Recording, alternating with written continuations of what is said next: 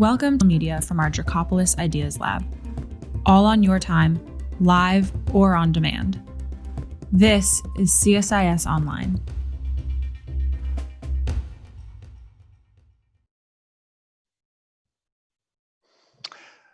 Good afternoon, friends. This is John Hamry. I'm the president at CSIS, Center for Strategic International Studies here in Washington. I'm also the Langone Chair in American Leadership. And for those of you who have been following, this is the fourth seminar that we're hosting featuring the arcane question of standard setting. I hope by now people have come to realize the crucial nature of standard setting. It is the foundation of modern economics, and it is the basis under which all of us enjoy safe, reliable products that we know we can buy because there are organizations and individuals who have taken the lead in developing reliable standards for these products. Today, I'm very privileged to welcome Peter Brown. Peter is with the European Parliament Liaison Office here in Washington, and you may ask, what is the parliamentary office doing? Well, Peter comes to this not only from his work with the European Parliament, but he spent a considerable part of his own personal professional career in standards development in Europe, and so we have a unique opportunity to learn from Peter how Europe looks at the questions of standard setting. There's an awful lot of discussion in this country about how we in Europe have different approaches. We're going to explore that today, and there's nobody better that can help us do that than Peter Brown. And so, Peter, I welcome you. I'm delighted that you're here. It's a real privilege that you would join me today. Thank you for having me. Let me, Peter, I think to help all of our listeners have a frame of reference to understand who you are and to appreciate the substantial expertise you bring to this, would you please take a few minutes to explain your work here in Washington and then the work that you have done on standard setting? It'll help us all.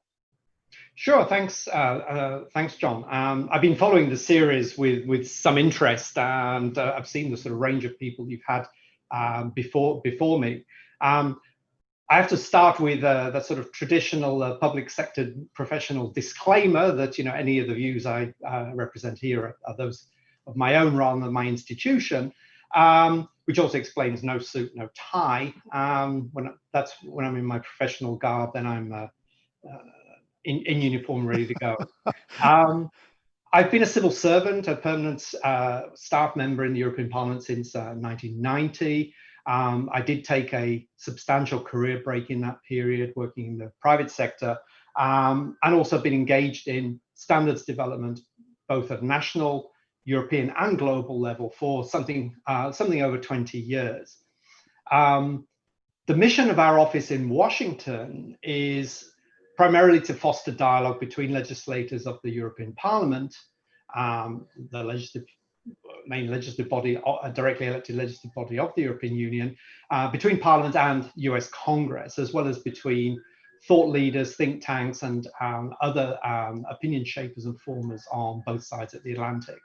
I joined the Washington office last November, and I have a specific mission to engage with US stakeholders with a view to fostering that dialogue between parliamentarians, between lawmakers, around all subjects connected with the digital economy.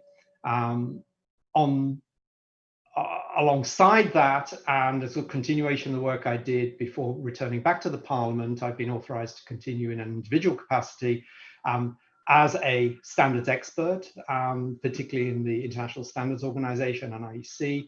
And I'm currently editor for a upcoming standard on governance implications of the use of artificial intelligence, one of the core technology areas of concern at the moment.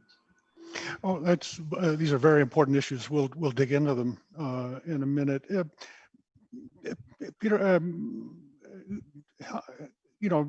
most Americans have only a very superficial understanding of the European Union and the kind of the growing together of Europe as an economy and a unified society. And I have no doubt that the whole issue of standards has been an important part of that. Can you tell us what is the European approach to standards setting and international standards? How does it work in Europe?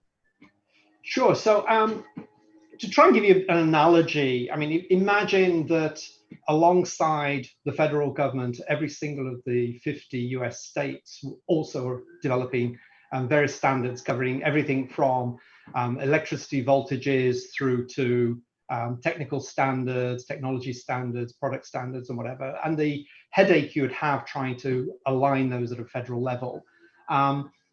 It's no exaggeration to say that the work on standardization at the European level has to deal with two complementary issues. One is the completion of the so-called internal market, getting the free movement of goods and services across member states and between member states of the European Union in a way that the market is a harmonized space to be able to work. So if you're selling a toaster from a company in Italy and Germany, you want to know that the plug on the end of it that you plug into the wall is going to be compatible with the electricity that you're using at home.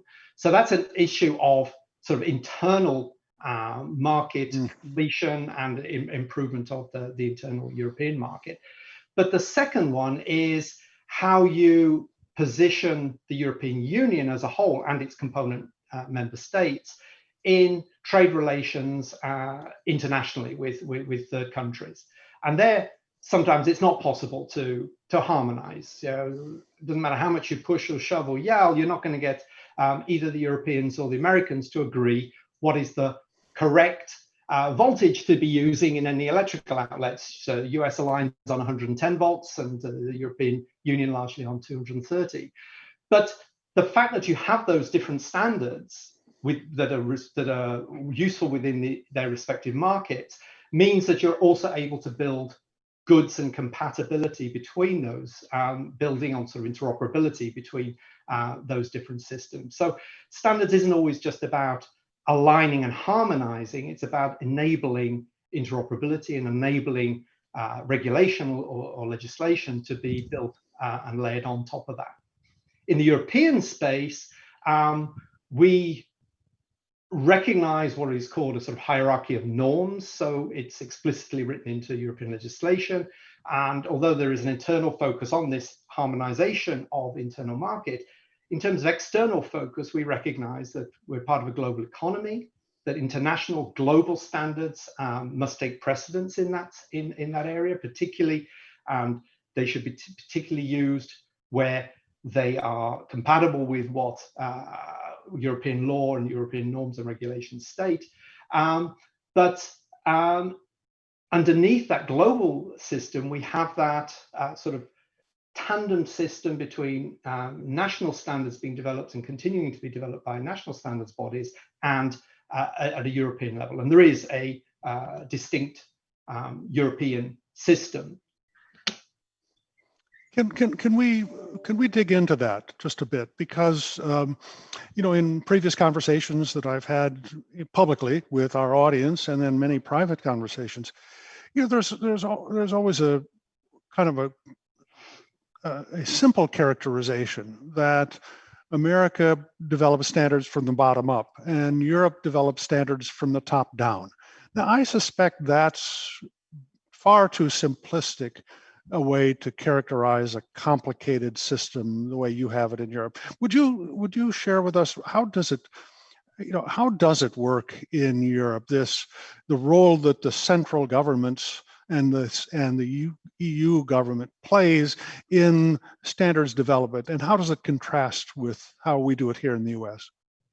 Okay, so on the second point first, the issue of how does it work in Europe? There is a distinct, as I say, a distinct European standard system. It's regulated under provisions of European law. It's gone over several evolutions in the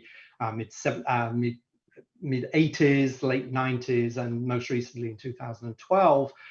where we had a regulation that consolidated a sort of legal framework that recognized the role and distinct importance of standardization in the information and communication technology space, decision on funding of European standards bodies, something I'll come back to in a moment, and a piece of legislation governing the relationship between European and national standards bodies in Europe. But since the mid-80s, these European standards organizations, of which there are three, CEN, which was founded in 1961 and whose homologue is probably the ISO, CENELEC, that was established in 1973, which is comparable to the IEC, and EDSI, which was founded somewhat later, 1988, I believe, which has some similarity to the ITU-T system for telecommunication standards.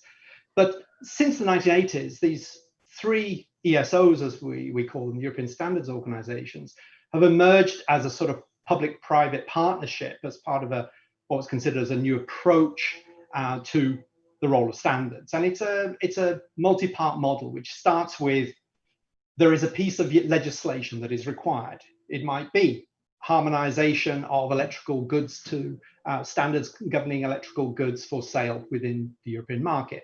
So the European law will define in legislation essential requirements that need to be met. They will then give to the European standards organizations, or invite the European standards organizations via what's called a standardization mandate, will invite them to develop a standard that fulfills those essential requirements.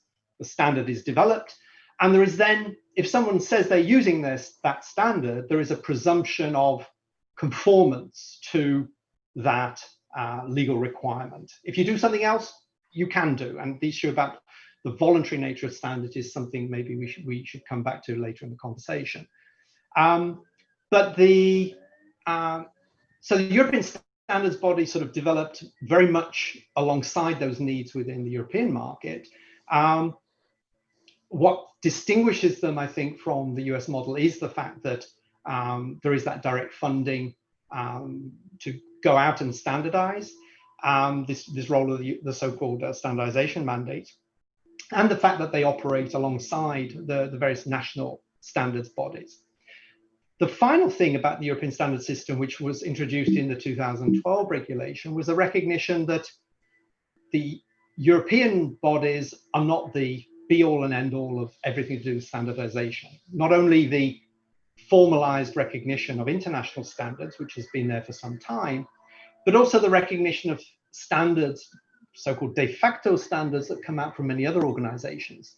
Indeed, we wouldn't be talking today if it were only for European standards defining how communications are done, because the bedrock of the internet, the standards that govern Wi-Fi, Bluetooth, lots of other aspects of digital communications are not actually defined as international standards. They're defined by standards through these various fora consortia. So I think there's already that recognition, which I think is important.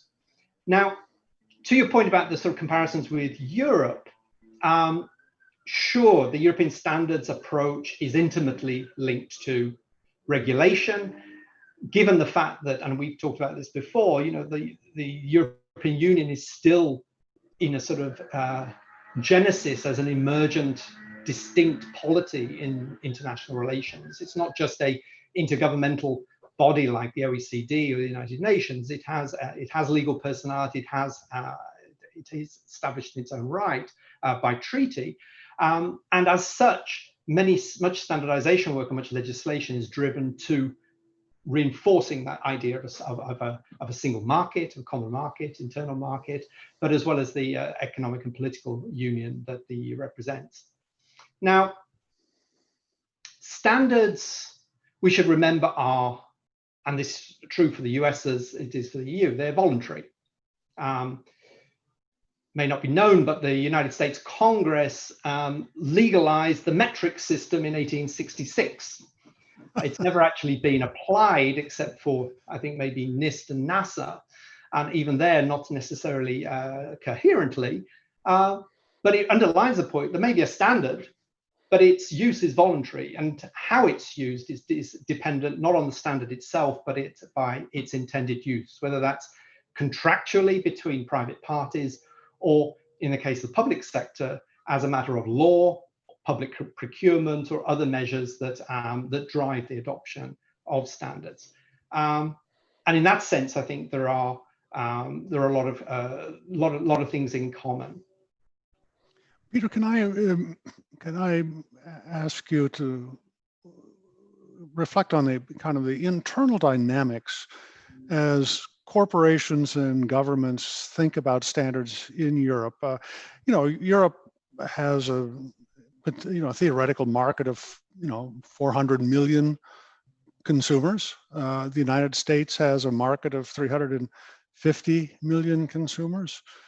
But China has an internal market of 1.3 billion consumers. And so many of the large especially new technology companies want to have their approach be recognized internationally because the market is so much bigger outside. Can you help me understand, how do you wrestle with those questions in the EU? Do you obviously you're using it to define an EU identity, commercial and economic identity, but in many places the markets are much larger elsewhere.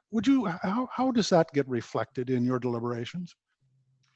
Well, firstly, I mean, there is the issue about what you want to standardize for, and who you want to cooperate with in that process. And I think in that sense, there are a lot of similarities between the European Union and the United States in terms of wanting to use standardization within a framework of respect to the rule of law, multi-stakeholder engagement, development of standards based on consensus and their voluntary application. There is, I think, between the US and Europe, there's often attention is drawn to a supposed difference between the two, that in the US, that with the role of industry and private sector actors, that they are much more at the forefront in the US, and the government or public sector is much more in the forefront in Europe. But I think that that difference is somewhat overplayed. Many claim that US standards are industry-led. That's not my experience. I think they're market-led largely, industry-informed, and where industry plays an active role.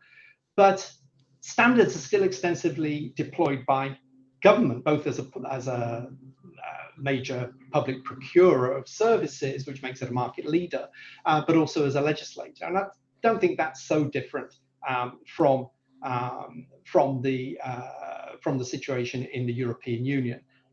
However, if you look at China, as you've mentioned, you've got a relative newcomer to the stage, with a massive market and a continually growing market, with not only considerable internal economic buying power. The fact that you have a market of 1.3 billion means you have economies of scale to develop, to take risks, to invest, to do research, and still be able to deploy to quite a considerable market before you ever even consider international trade. However, there's 2 or 3 points I would make about regard to China.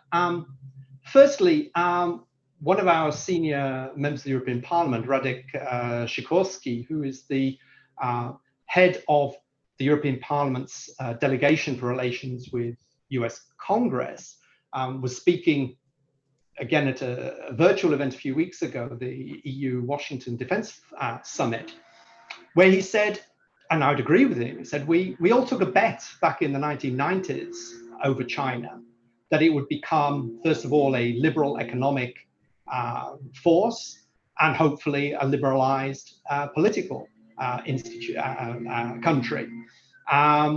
Indeed, the US strongly advocated for China to be brought into the World Trade Organization. Mr. Sikorski's point was, well, we all took a bet in the 90s and we seem to all have lost because, and some of us are regretting maybe the decisions we took, because things haven't panned out the way we had thought they would do.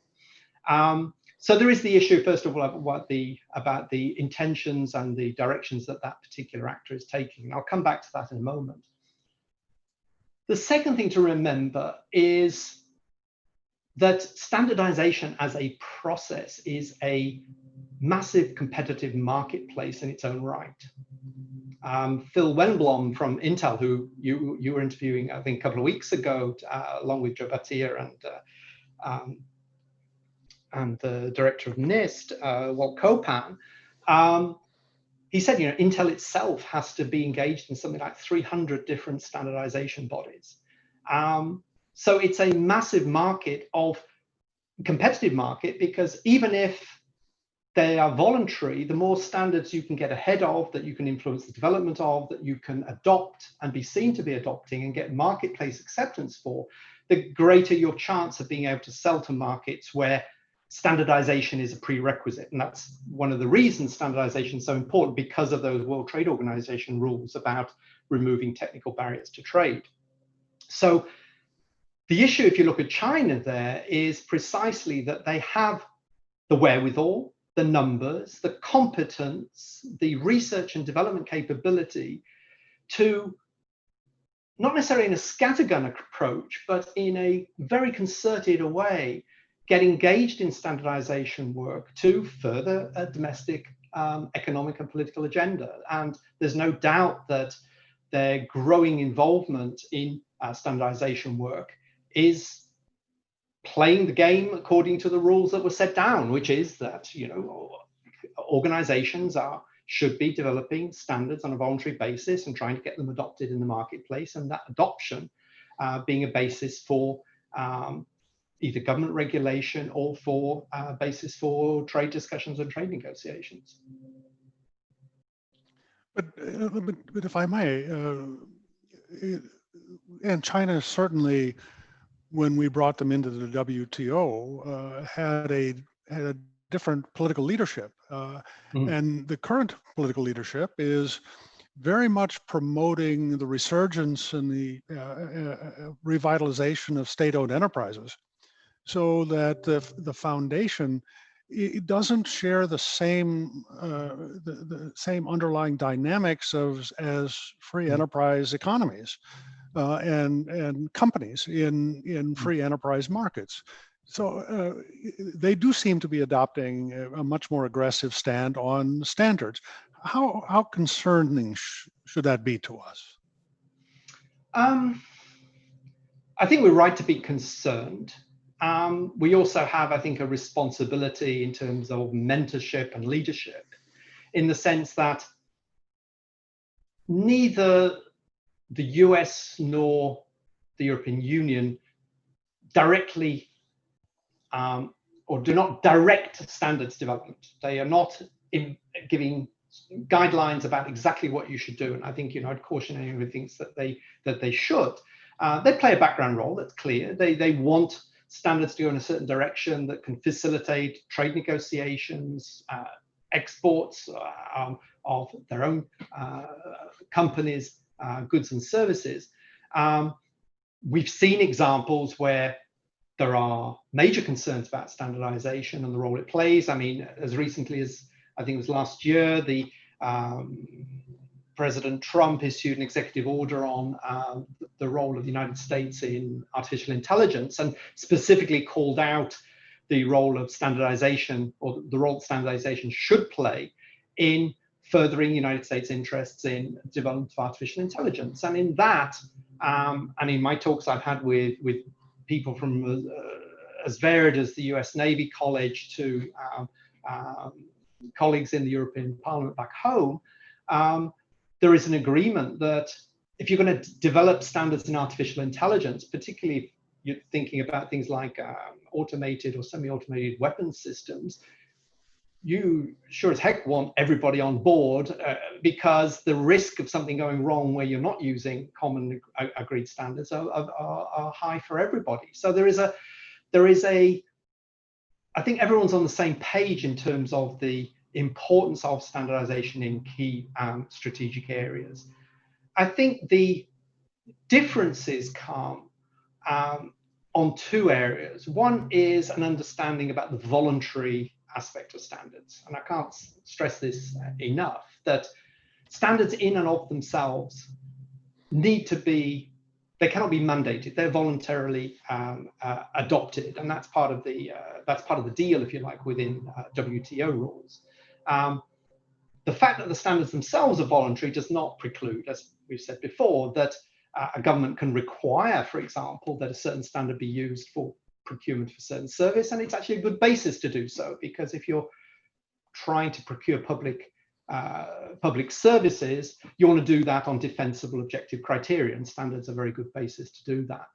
I think China still grapples with that voluntary aspect, which is that in their own culture and in their own polity, the idea that you develop a standard is not that disconnected from the idea of establishing government regulation or societal norms within the country. So I think there is, and I've seen that in my own work in international standards, that there is still that grappling with that issue of, well, we're here because we want this to happen. And if this happens, this is going to be part of what we see as necessary and required in China.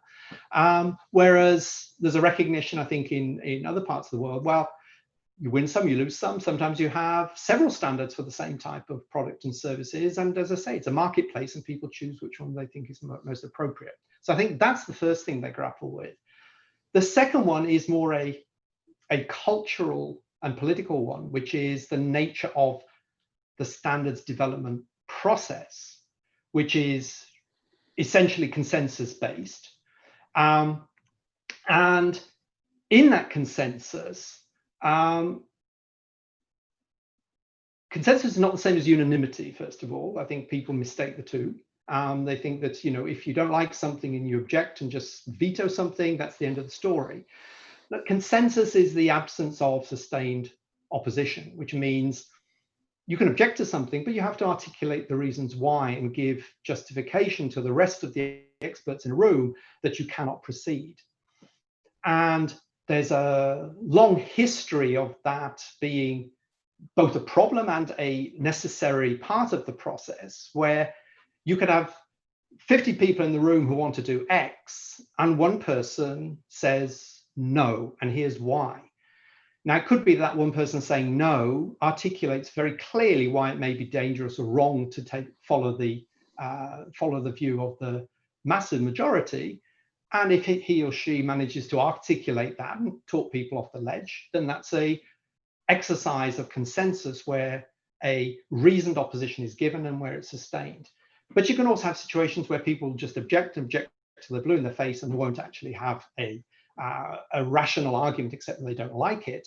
And that is not something which the international standardization processes tend to tolerate, in the sense of saying, well, if you can't articulate why you don't like something, or you want to do something differently from everybody else, there is still consensus in the room to move forward. And we note your objection, but we still move forward. And I think there's been some situations where,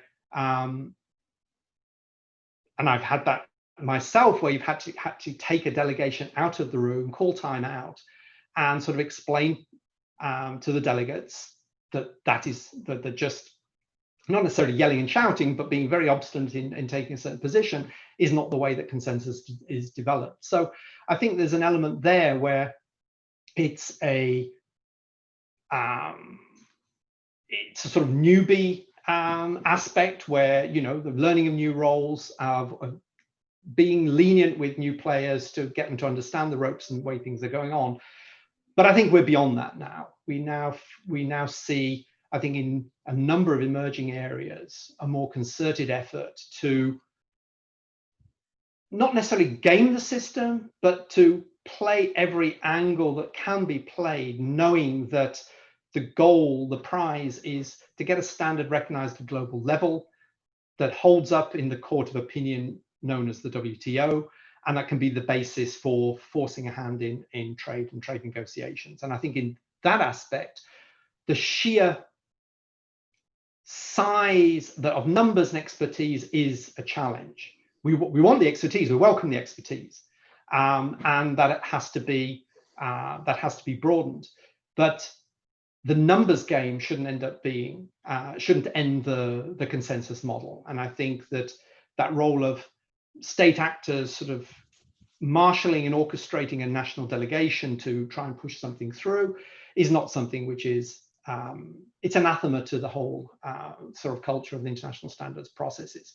And with the expertise, you have to make sure there's the right mix, because it's not having government spokespeople at the table which counts. It's having expertise of people who know their industry, know the particular technology or product area that's being discussed about for standardization, and are able to argue coherently about that position rather than just from a position of defending a national interest. So I know that back in, I think it was 2005, China adopted a 15-year plan to master international standard setting. Are you seeing this now in the final stages of trying to dominate national standard setting, or are they still in the learning process? You said we're beyond the newbie phase. Yeah, in some ways, I think they are still finding their feet, because there are certain areas of standardization where they've approached it from a purely technological point of view and have just come to the table sort of saying, we know this approach, we know the standard we're proposing works, we've tested the technology, everything's fine, we've done the research, here's all the paperwork, now let's just go and adopt it. Whereas it's often a sort of hearts and minds exercise where you've got to get people to buy into the idea you're trying to sell, to convince them that there's some sort of interest for them. It's often vested self-interest, but it's interest nonetheless. And I think it's that aspect, the sort of soft diplomacy and soft skills, which still require some attention. Now, I should say that's not something which is exclusive to China. I think it's not true across the board, but you see sometimes in certain technology standardization groups where people are really getting down in the weeds. They're extremely, brilliant minds, extremely thoroughly thought through ideas on aspects of technology policy, but sometimes the soft skills are lacking. The sort of the stereotype of the slightly on the spectrum software developer who knows he's right or she's right, and that will not listen to reason or discussion.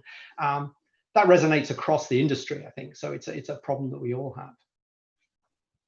have. You talked about the resources. Obviously, China throws a lot of resources at it. They get a lot of people there. You mentioned that Europe does provide resources in a central way. How does it work? How does the European model work in terms of providing support to get people to international standard setting venues? Okay, so on that specific last point, the European Union doesn't provide direct support. I'll qualify that in a moment. There's a small sum of money being, I think, given to a university, I think it's in Ireland, that is able to call upon experts in the area, particularly young professionals who have a certain expertise in certain areas, to bring them and encourage them to get involved through their various national standards bodies. There is nothing in the funding from the European Commission that goes directly towards engagement in global standardization. What happens is, with the European standardization mandates, those are usually a reflection of a requirement somewhere in European law. So if there is a European regulation, and because of the nature of the European Union, as I say, this completion of this single internal market, and the fact that there are disparities and disjunctions across that union in various products and services, that's an ongoing process trying to identify market disjoints and provide mechanisms for lining things up. And the large majority of the funding that goes to these European standardization mandates are addressing those internal market issues. There is nothing comparable to we see in many nation states, whether that's United Kingdom government, the French, German, Italian, the US government, which has a sort of symbiotic relationship with their respective national standards bodies, where they want to use both hard or firmer diplomacy through their diplomatic services to try and encourage people to get involved in standardization, because they see that as a process in which they can further certain national economic or political goals. But the European Union is not in that situation. It's a very delicate balancing act, because whilst the national standards bodies in Europe recognize the role of the European structures to develop standards that are necessary within that internal European market, they're equally jealous of and defensive of their responsibilities as national standards bodies within the international organizations. And in fact, and I can recall, it's no sort of it's no big deal in itself. A few years ago, there was I think it was a very innocent request by some colleagues in the European Commission to say, oh, we should coordinate a little bit with some of the national standards bodies on this particular area, because it's something which we were all interested in. There was a very firm pushback saying, we cannot do that. We cannot even be seen to go anywhere near such conversations on the side, because the whole nature of the international standardization work is that everyone is there in an individual capacity as an expert. National bodies are there as the voting representatives in the various international bodies, and anything outside of that could be construed as some sort of cartel operation or other mechanism trying to influence the whole. So there is a very much sort of hands-off approach from the European Union with regard to the responsibilities there. So it is exclusively the national standards bodies within the European Union that drive engagement at the global level, and they don't always see eye to eye. I would be pushed to find an example of any technology where all or even a large number of the European national bodies have sought common cause on a particular standard. It's often they're in competition with each other, and in a very healthy and constructive way that we see on the global stage. Peter, I'm going to throw you a curveball, if I may, and that is to discuss the 5G and Huawei. As I understand it, the 5G standards were developed in a kind of a classic international consensus-based model. And Huawei has been building hardware to those standards. Yeah. We're now pushing back very hard. We here in the United States are pushing back very hard. The UK has kind of shifted its thinking here. It's an uneven landscape, but there certainly is, on security grounds, pushing back pretty strongly against Huawei. Now, the question I want to ask you is how do you think this will affect the way China thinks about standard setting in general? Do they feel that this is this likely to change how they think about international standard setting? I think it will, and I think it already is, reinforcing the point I made a little earlier about the voluntary nature of the standards. And I think there are two key things I think we need to keep in mind.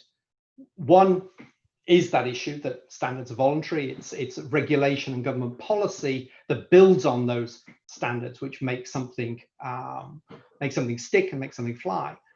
But the other aspect is the one which is often neglected and which is blamed, if you like, and I think unfairly on standards, which is what I call the sort of danger of inattention or misdirection. It's often as much about what isn't in a standard as about what is in the standard. And I think 5G is a perfect example. But I mean, scale it back, just think of it even a simpler example.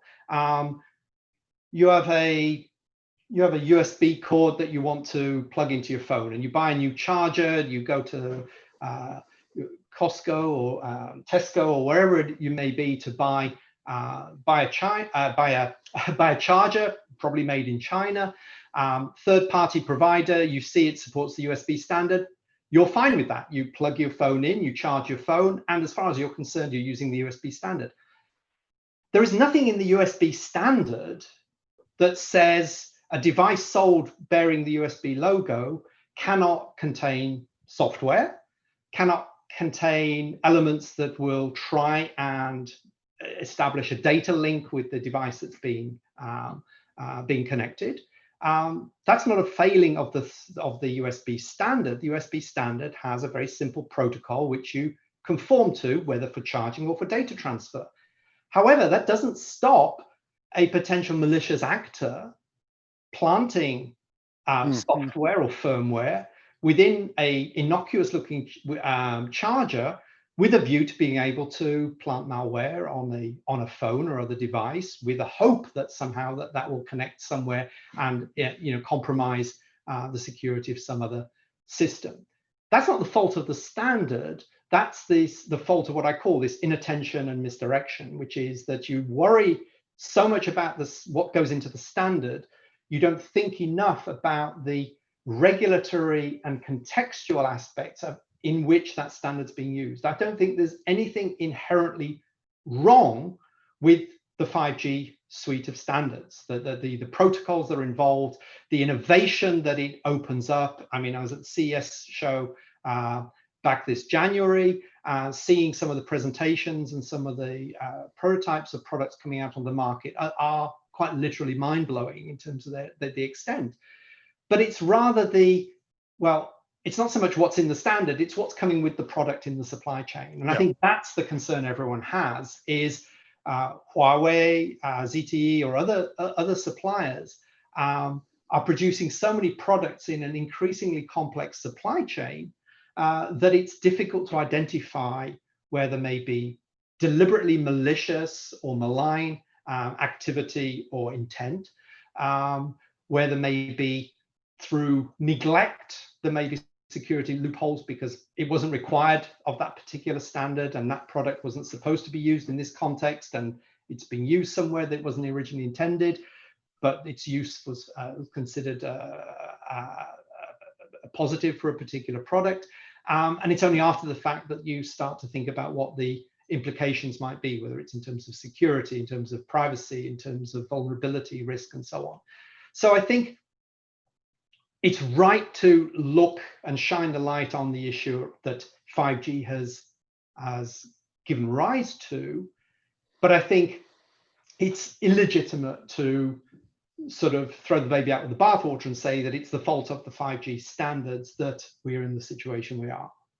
Yeah, and I didn't mean to suggest that it was the fault of the 5G standards. My question is whether or not the counter pressure coming from us now will lead the Chinese to feel that the standard setting process is stacked against them. Understood. They designed it. You guys told us what the standards are going to be. Now you're using other reasons to deny us selling it.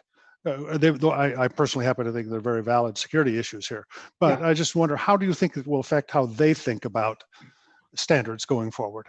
Well, I think it is linked to that issue about this sort of assumption or axiom that having the standard is the same as having acceptance of the entirety of your product chain, that because you've agreed to 5G, you must inevitably agree to everything else that's coming with it. So I think that's part of a learning process. I think in the various issues regarding trade, again, we're very clear that standards are voluntary. So if one country decides that they don't want to use products that they consider to be vulnerable, even if they conform with the standards as they're setting, if they can show that the criteria on which they're excluding somebody from the market are objective and fair, and in line with the WTO rules, there shouldn't be an issue with that. And I think China is starting to understand that cuts both ways. They want it to be taken as a full player in the global market, wanted to come on board as a full member of the WTO, wanted to engage in this standardization efforts in many organizations. And that means that they also have to recognize, as we all do, that sometimes standards get adopted that we don't like, or that standards are accepted, are agreed that we've wanted, but that there are other barriers to adoption of a particular product because of other economic or other concerns. Peter, we're coming towards the end of our time. You know, I mean, Zoom seminars are 45 minutes, you know, so rather than hours. And so, but let me just ask, if I may, do you think that the more active posture by China in standard setting is bringing the United States and the European Union closer together, or is it more of a wedge pushing us apart? Do you have a view on that? As is often the case in politics in the broadest sense, with a very small p, there is the grandstanding and the postures which are made all around, and what actually happens under the hood and the work that's actually getting done. My sense is that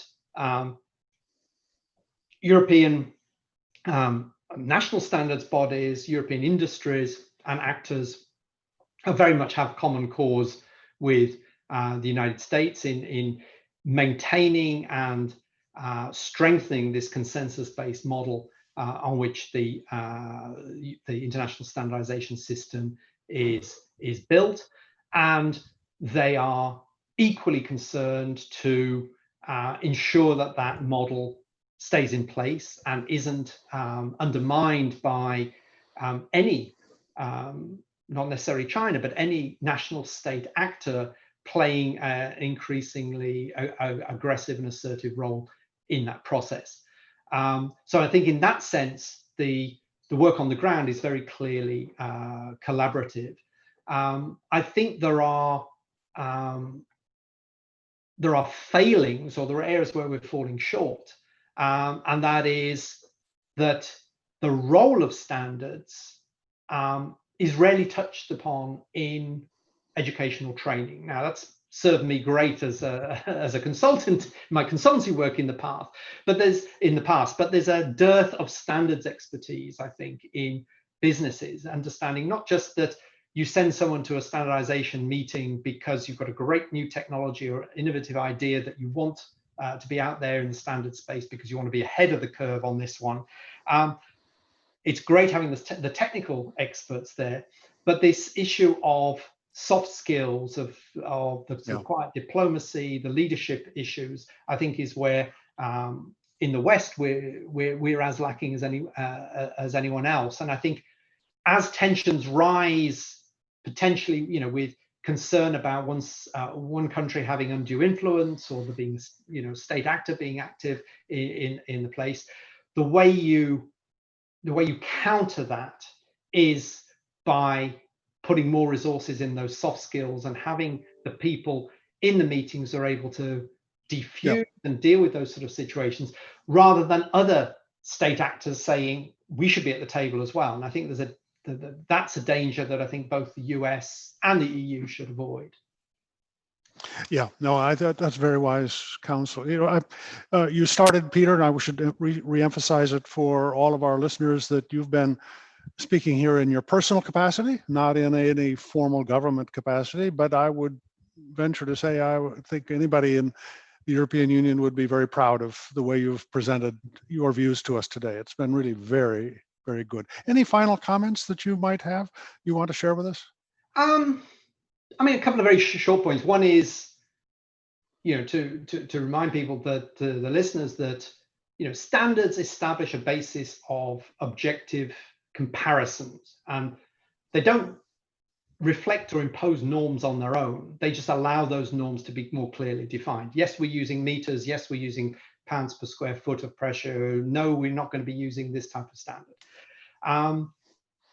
Secondly, this point I've made several times, that to recognize standard setting as a market of needs to be met, and competing interests to fulfill those needs. And sometimes several standards exist to meet and fulfill the same needs, and that's the nature of a market.